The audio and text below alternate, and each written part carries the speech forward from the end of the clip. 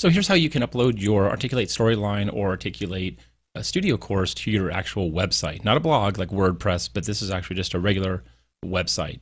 Now you will need an FTP program, and then depending on the FTP program you're using, and as well as your hosting provider, you may see different things when you've logged in. So I've already logged in to my site. This is as high as I can go, highest level I can go. You may see folders in here that say HTML.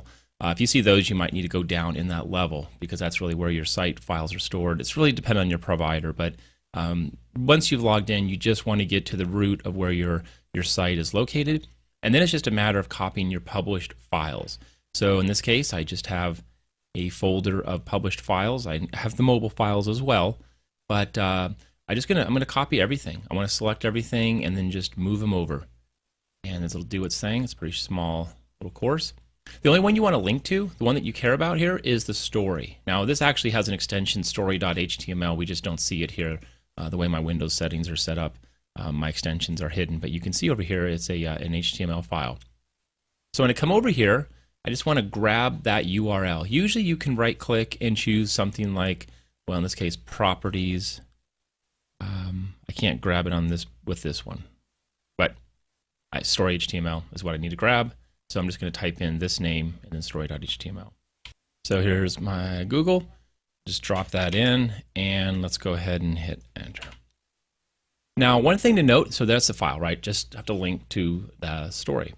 Now, the thing is, I haven't left myself room to put in another project, right? If I copy the contents of another published folder, it's going to overwrite everything here.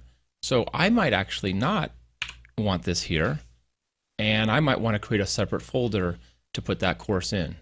So I might do new folder, custom feedback, open this up.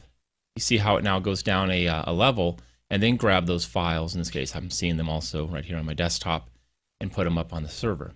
This lets you manage multiple projects, especially if you're putting your e-learning portfolio online. Then everything's nice and neat inside of a folder, and all you have to do is give that link down. So if I come back right here and I refresh this, it's not going to work. But if I type in that path, right, so that's my folder, custom feedback, and then the story, there we go. Now the process is exactly the same for Presenter, Quizmaker, and Engage. You would just link to either the player.html or the quiz.html type files, and your course will be loaded up there. So this would be the link that you'd want to copy and then paste and then send to the world.